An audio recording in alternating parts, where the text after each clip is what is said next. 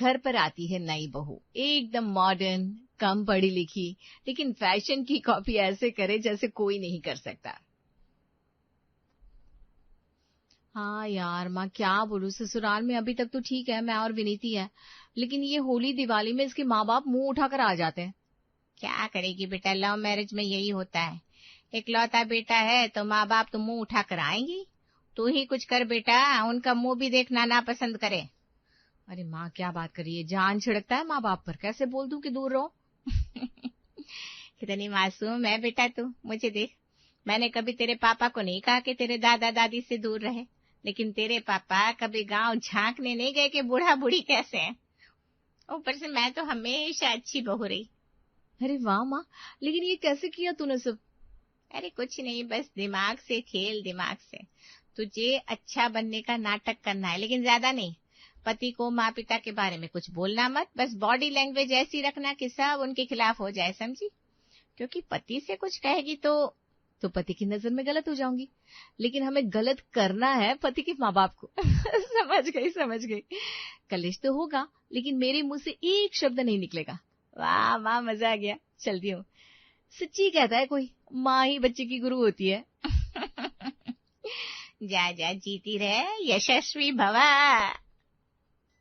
तो ये दिव्या की गुरु माँ जो उसे सिखाती है कि कैसे बिना कुछ कहे ससुराल में कलेश करना है। तो अगले रोज आ जाते हैं दिव्या के सास ससुर। अरे दिव्या बेटी कहाँ है विनीत बेटा? वो ना स्टेशन लेने आई ना चाय पानी, कहाँ है बहू? हाँ पापा, उसे पता है आप लोग आ रहे हैं, तो मैं बोलकर भी गया था कि मैं स्टेशन जा रहा हूँ। पता नहीं क्यों उठी नहीं है। पता भी है कि माँ पापा थक गए होंगे, पर ना चाय ना नाश्ता। वो तो छोड़, पैर छूने भी नहीं आई, ये तो ठीक नहीं है ना बेटा।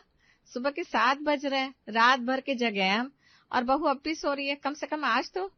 विनीत गुस्से से अंदर जाता है, जहाँ दिव्या सर पर दुपट्टा बांधे सोई थी। अरे क्या हो गया, तुम ठीक तो हो ना? उठ रही हूँ, बस 2 मिनट। पता नहीं माँ पापा क्या सोच रहे होंगे कि मैं। अरे नहीं नहीं, कोई कुछ नहीं सोच रहा, तुम ख्याल रखो, मैं हूं ना। बेटा माँ बाप के लिए चाय बना रहा होता है, तभी डोरबेल बजती है और घर आती है रश्मि, बहू की सहेली। बेटा वो तो बीमार है, तू बैठ, मैं पानी देती हूँ। रश्मि के आते ही दिव्या एकदम चकाचक हो जाती है, दुपट्टा हटाकर, बाल ठीक, चेहरे पर मुस्कान। ए रश्मि यार, आजा, कब से वेट कर रही थी तेरा, बैठ बैठ बैठ। क्यों री, तू तो बीमार थी ना, फोन पर बता रही थी, ये तो एकदम फिट लग रही है। अरे वो तो बस यार, छोड़ ना ये सब, तो बैठ, मैं नाश्ता बनाकर लाती हूँ तेरे लिए। दिव्या किचन से पोहा और चाय बनाकर लाती है, कमरे का दरवाजा अंदर से हल्का बंद कर लेती है। अरे वाह, इतना प्यार से नाश्ता, क्या बात है आज? यार बस तेरे लिए है, बाहर तो टेंशन का माहौल है। क्यों, क्या हुआ? सास ससुर आ गए ना, सुबह से दिमाग खराब है मेरा। अब रोज ये नाटक चलेगा, चाय बनाओ, पैर छुओ, ये करो वो करो। तो तूने क्या किया? मैं बस सोई रही, बीमारी का बहाना। विनीत खुद आकर मनाता रहा। मजा आ गया। बाहर बैठक में माँ बेटे से शिकायत कर रही थी। तक मिनट में कुछ बोलना नहीं चाहती, लेकिन सुन, बहू सुबह 7 बजे तक सोई रही, हम रात भर के जगे हुए स्टेशन से आए और उसने 1 गिलास पानी भी नहीं पूछा। माँ अब भी ना, दिव्या की तबीयत ठीक नहीं थी, मुझे पता है उसे कितना अफसोस है कि वे आप दोनों के आने पर भी कुछ नहीं कर पाई। आते ही सबसे पहले उसने मुझसे यही पूछा कि माँ पापा को परेशानी तो नहीं हुई ना। अच्छा ठीक है, लेकिन आप प्लीज इतनी सी बात को इतना बड़ा मत बनाओ, वो बेचारी खुद परेशान है। माँ अंदर से कुछ कहना चाहती है, लेकिन रुक जाती है, चेहरे पर बेबसी आ जाती है। वापस कमरे में दिव्या और रश्मि गॉसिप में डूबी है। और सुन दिव्या, तू ऐसे टेंशन ना ले, एक तरीका बताओ। हाँ हाँ बताना। देख, तेरे सास ससुर का ध्यान मत रख, केयर मत कर, हल्की हल्की बेइज्जती हो जाने दे, ना खाने में पूछ ना पीने में, भागेंगे खुद ही 2-4 दिन में। अरे लेकिन यार विनीत को पता लग गया तो? अरे पागल है क्या, उसके सामने तो एकदम परफेक्ट बहू बनी रहना, प्यार से बात कर, केयर दिखा, बस सास ससुर के साथ चुपके चुपके ये गेम खेलना है। ये तो वही बात है जो मेरी माँ मुझे बोलती है, बेटा दिमाग से खेल, मुंह से एक शब्द मत बोल, बस माहौल ऐसा बना दे कि सामने वाला खुद थक जाए। हाय राम, तेरी माँ भी ना एकदम एक्सपर्ट है इस मामले में। हाँ यार, कहती है माँ ही तो होती है बेटी की असली गुरु। चल अब निकल यहाँ से, वरना ये लोग शक करने लगेंगे। दिव्या जल्दी से दुपट्टा सर पर बांध लेती है और फिर से बीमार वाला मुंह बना लेती है। रश्मि हंसती हुई दरवाजे से निकलती है। कमरे में दिव्या एक छोटी टेबल पर 2 प्लेट लगाती है, खाना परोसती है। विनीत आकर बैठ जाता है, थाली देखकर मुस्कुराता है। अरे वो मैं ये बोल रहा था कि माँ आई हुई है, तो खाना बनाना सीख लेना उनसे। ये क्या सूखा सा खाना, गटका नहीं जाता यार पानी के बिना। वैसे तबीयत कैसी है अब, ठीक है ना? हाँ, बस अपने लिए और तुम्हारे लिए बना लिया थोड़ा सा। मुझसे तो आज खड़े होकर रोटी बनाना भी मुश्किल हो रहा था, सिर बहुत भारी लग रहा था। माँ से फिर सीख लूंगी खाना बनाना। अरे नहीं नहीं, ये भी अच्छा है, और तूने इतना भी बना लिया बहुत बड़ी बात है। आराम करना चाहिए था तुझे पूरी तरह। अरे पर तुम्हारा तो खाना बनाना ही पड़ता है ना, भूखा कैसे भेजती ऑफिस। पर माँ बाबूजी का नहीं बन पाया मुझसे, सच में हिम्मत ही नहीं थी। अरे कोई बात नहीं, मैंने माँ को बोल दिया है, तू टेंशन मत ले। क्या बोला? मैंने कह दिया कि माँ वैसे भी गांव में तो खुद ही बनाती थी ना खाना, तो यहाँ भी बना ले। कोई बड़ी बात नहीं है उनके लिए, रोज का काम है उनका। दिव्या चावल का एक चम्मच मुंह में डालते हुए हल्के से मुस्कुराती है। मन ही मन सोचती है, शायद अब सासू माँ को समझ में आ जाएगा कि घर चलाना कितना मुश्किल होता है। सही कहा। वैसे भी कल तक मैं ही सबका जिम्मा उठाती रहूं, सबको अपना अपना काम तो खुद करना सीखना ही चाहिए ना। विनित सिर हिलाते हुए खाना खाता रहता है, बेखबर उस तूफान से जो किचन में पक रहा है। दोपहर का वक्त है, माँ बाप ड्राइंग रूम में बैठे टीवी देख रहे हैं। बीच बीच में घड़ी की तरफ नजर जा रही है। पेट में भूख की हलचल शुरू हो गई है। अरे सुनो, 1 बज गया है, खाना कहाँ है? आज तो बहू ने अभी तक आवाज भी नहीं दी खाने के लिए। हाँ भाई, मुझे भी लग रहा है कुछ तो गड़बड़ है। चलो देखते हैं किचन में। दोनों किचन में जाते हैं। गैस बंद, बर्तन खाली, कुछ भी पका हुआ नहीं था। माँ फ्रिज खोलकर देखती है तो वहां भी कुछ खास नहीं। ये क्या बात हुई? ना रोटी, ना सब्जी, ना दाल, कुछ भी बनानी है आज? ये तो हद हो गई भाई। विनीत को बुलाओ और पूछते हैं क्या मांज रहा है। माँ विनीत के कमरे की तरफ आवाज देती है। विनीत बाहर आता है, हाथ में मोबाइल लिए। अरे बेटा, ये क्या तमाशा है? दोपहर हो गई, घर में खाना नहीं बना, हम दोनों बूढ़े लोग भूखे बैठे हैं। अरे माँ, दिव्या की तबीयत ठीक नहीं है, आज सिर दर्द हो रहा था उसे, इसीलिए लेट गई है। तो ये बता, हम क्या करें, भूखे रहे क्या? अरे इतना परेशान क्यों हो रहे हो? वैसे भी तो माँ आप गांव में खुद खाना बनाती थी ना, तो यहाँ भी बना लो, कोई बड़ी बात नहीं है। माँ विनीत की बात सुनकर एक पल को चुप हो जाती है। चेहरे पर हैरानी और गुस्सा दोनों झलकते हैं।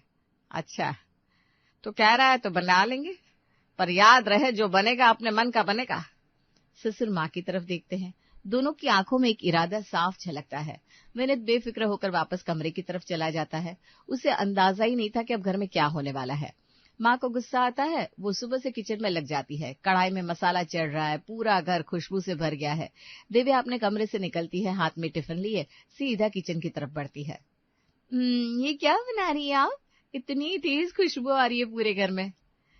क्या बेटा, खुशबू से भी दिक्कत है तुझे? पकवान बना रही हूँ, 56 भोग जैसा खाना। तूने तो वैसे भी अपना अलग खाना बनाना है ना, तो मैं भी अपने मन का बना रही हूँ। दिव्या मुंह बनाते हुए अपने लिए करेले की सब्जी और सूखी रोटी निकालती है। एक तरफ उसकी प्लेट में करेला और रूखी रोटी, दूसरी तरफ सासू माँ के पकवान की खुशबू पूरे घर में फैली हुई थी।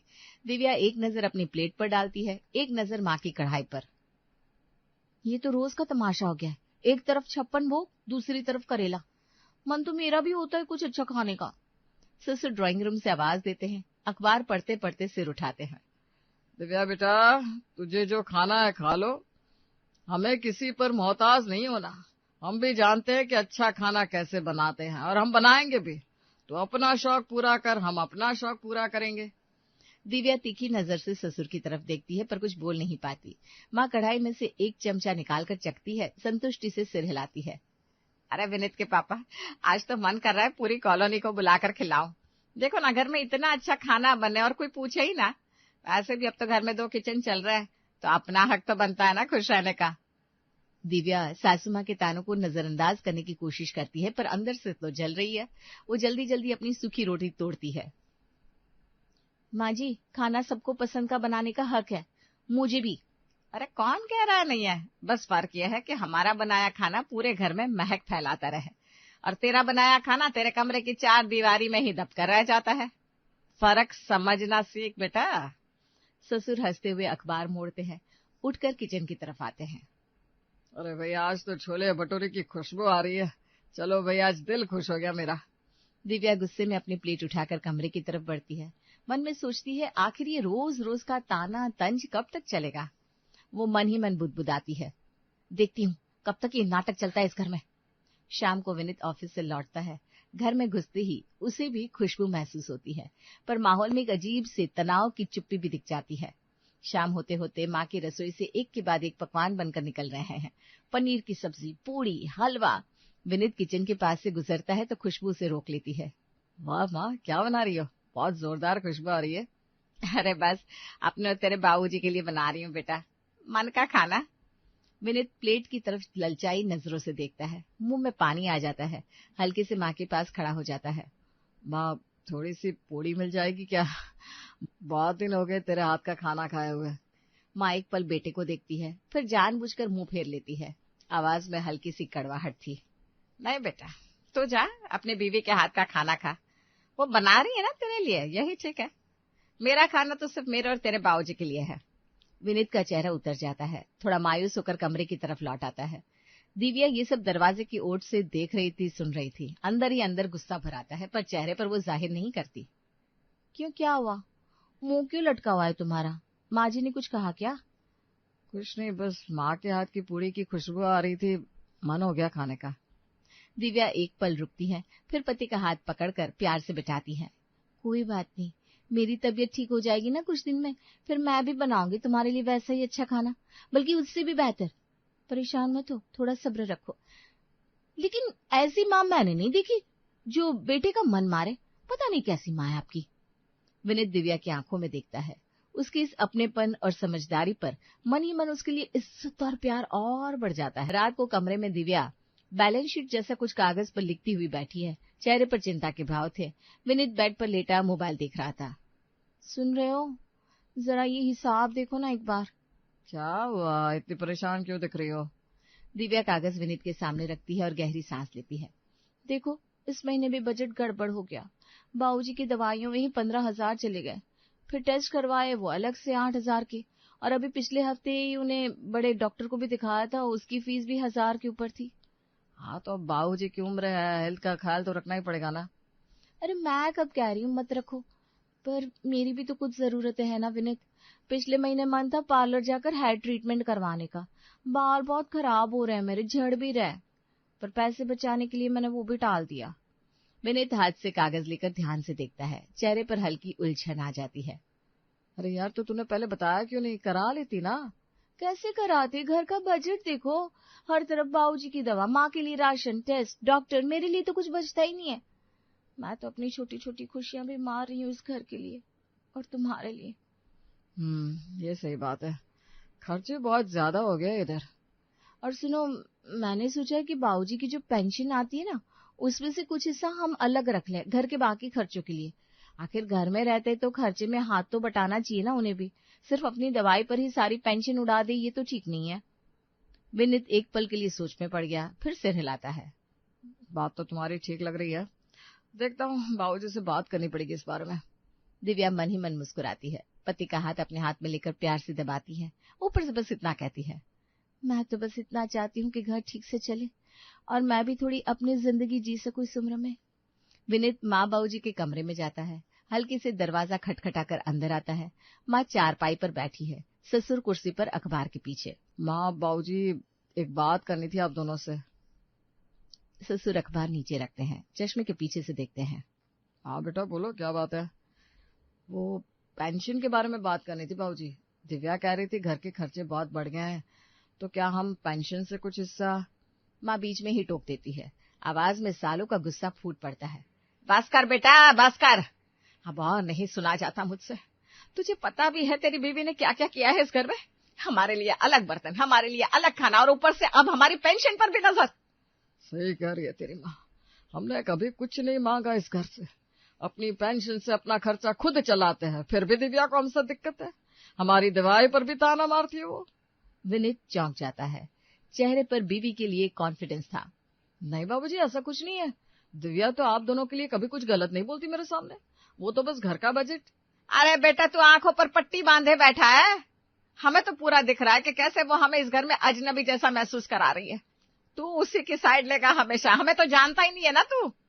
माँ, मैं किसी की साइड नहीं ले रहा हूँ, पर आप लोग बिना बात के दिव्या को गलत समझ रहे हो, वो ऐसी नहीं है।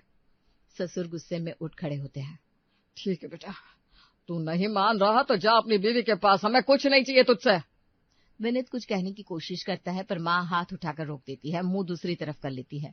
विनीत निराश होकर कमरे से बाहर चला जाता है। दूसरी तरफ दिव्या अपने कमरे के दरवाजे की दरार से सब सुन रही थी। विनीत के जाते ही वो हल्के से मुस्कुराती है, खुद से बुदबुदाती है। बस इतना ही तो काफी है। जब पति इतना भरोसा कर ले अपनी पत्नी पर, तो दुनिया की कोई बात उसे हिला नहीं सकती। हाँ, अब बस वक्त की बात है।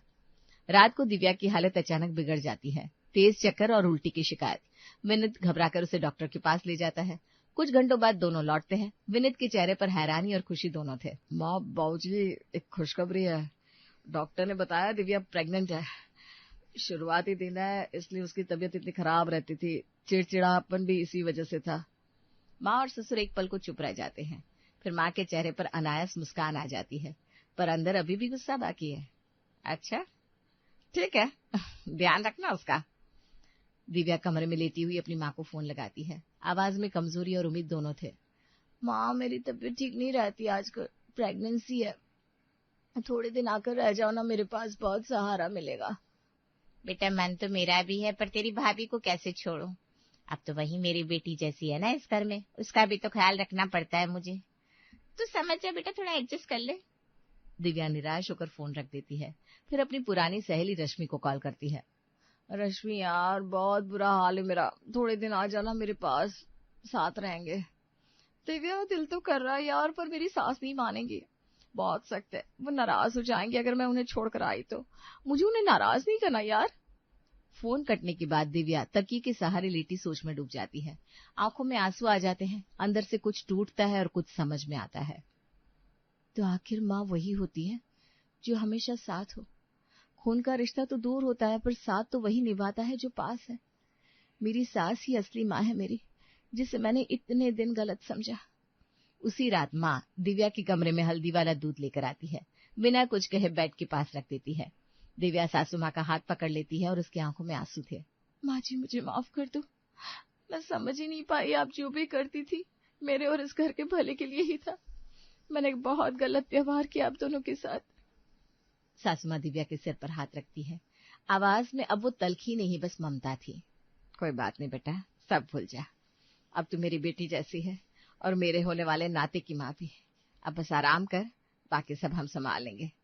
अगले दिन से घर का नजारा ही बदल जाता है। ससुर खुद बाजार से फल लाते हैं। माँ दिव्या की पसंद का खाना बनाती है। विनीत खुशी से फूला नहीं समाता। पूरा घर एक साथ एक टेबल पर बैठकर हंसी खुशी खाना खाता है, पुरानी सारी कड़वाहट भूलकर। घर में सिर्फ एक किचन है और एक नई जिंदगी आने की खुशी।